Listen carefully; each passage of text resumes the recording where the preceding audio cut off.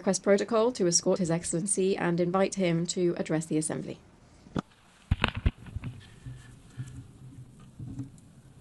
Madam Chair, Deputy Secretary.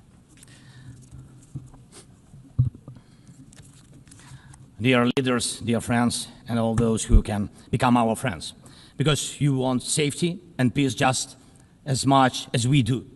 Today, no one but ourselves can guarantee security. Only strong alliances, only strong partners, and only our own weapons. The 21st century isn't much different from the past. If a nation wants peace, it still has to work on weapons. It's sick. But that's the reality. Not international law, not cooperation. Weapons decide who survives. Excellencies, you know perfectly well international law doesn't work fully unless you have powerful friends who are truly willing to stand up for it. And even that doesn't work without weapons. It's terrible, but without it, things would be even worse. There are no security guarantees except friends and weapons. No Ukrainian choice this kind of reality.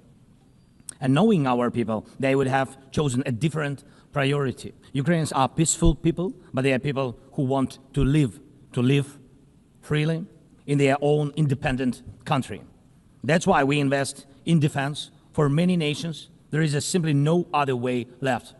Nations can speak about their pain from stages like this, but even during bloodshed, there isn't a single international institution that can truly stop it.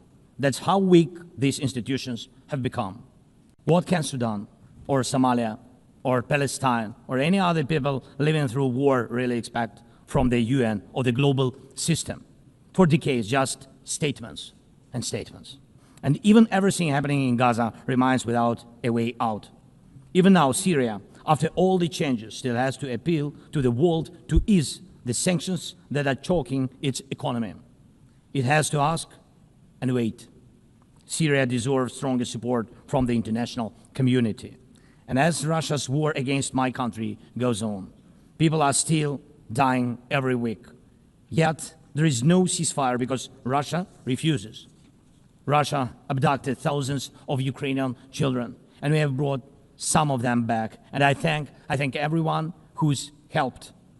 But how long will it take to bring all of them home? Childhood slips away faster than adults are able to help. Look at Israel. Nearly 2 years have passed and hostages still haven't been freed. They must be freed, but even that still hasn't happened. And for years, there have been no real answers to other threats, either chemical weapons and famine used as a weapon. Last year, at this assembly, I warned the world about the risk of radiation disasters, especially due to Russia's occupations of our Zaporizhzhia nuclear power plant, the biggest in Europe, but nothing's changed. Nothing's. And yesterday, the plant went into blackout again, and Russia hasn't stopped shelling even in areas near a nuclear facility. And because of international institutions are too weak, this madness continues. Even being part of a long-standing military alliance doesn't automatically mean you are safe. Just recently, 19 simple Russian drones violated Polish airspace, and only 4 were shut down. Luckily, they were not Shaheeds or even worse. Otherwise, the results would have been horrific. Estonia had to call a UN Security Council meeting for the first time in history because Russian fighter jets deliberately entered its airspace. Moldova is defending itself, again, from Russia's interference. We are helping Moldova, and Russia's trying to do to Moldova what Iran once did to Lebanon. And the global response, again, not enough. We have already lost Georgia in Europe. Human rights and the European nature of the state system are only shrinking there. Georgia is dependent on Russia. And for many, many years, Belarus has also been moving toward dependence on Russia. Europe cannot afford to lose Moldova too. It's important to remember how the world once ignored the need to help Georgia after Russia's attack, and how the moment was missed with Belarus. How Moldova must not be lost. And for Europe, supporting Moldova's stability is not costly, but failing to do so will come at a much higher price.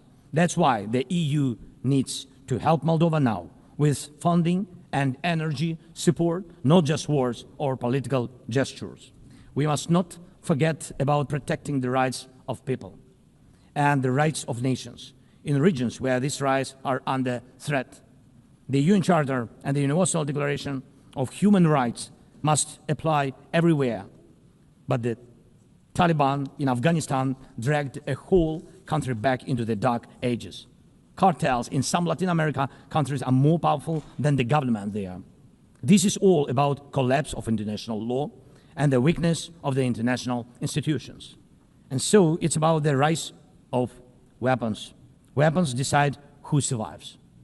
Excellencies, yesterday President Trump stood right here in this hall, and God saved him from a murder attempt during the campaign.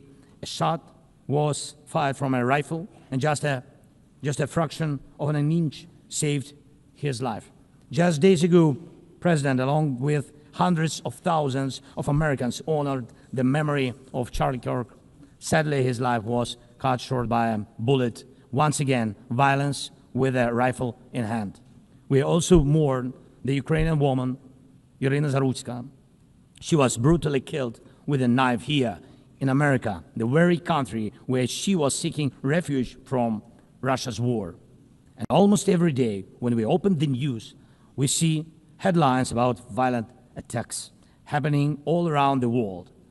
Most of it is done with weapons. People are already used to, but weapons are evolving faster than our ability to defend ourselves. Now, there are tens of thousands of people who know how to professionally kill using drones. Stopping that kind of attack is harder than stopping any gun, knife, or bomb. This is what Russia has brought with its war. It used to be that only the strongest countries could use drones because they were expensive and complex. Now, even simple drones can fly thousands of kilometers. War tech doesn't care about geography anymore. It's now reshaping it. Just recently, airports in Europe had to shut down because of drones. Authorities couldn't even say what kind of drones they were, who sent them, or from where. Last week, North Korea announced the test of a tactical strike drone. That means even countries with limited resources can now build weapons that are dangerous to their neighbors. Ukraine and nations like Saudi Arabia know all too well how dangerous Iranian attack drones are. But what happens when all the types of drones become available, even to small terrorist groups or cartels?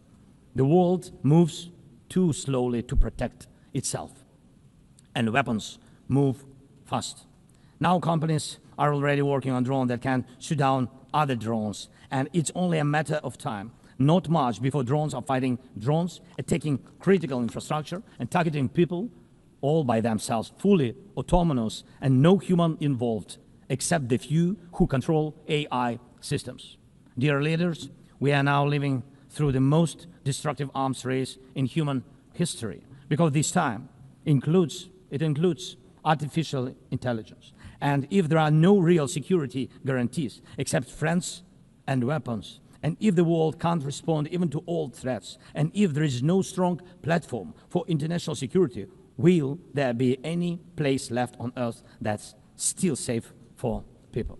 We need global rules now for how AI can be used in weapons, and this is just as urgent as preventing the spread of nuclear weapons. We need to restore international cooperation, real working cooperation for peace and for security. A few years from now might already be too late. 10 years ago, war looked different, and no one imagined that cheap drones could create dead zones, areas stretching for dozens of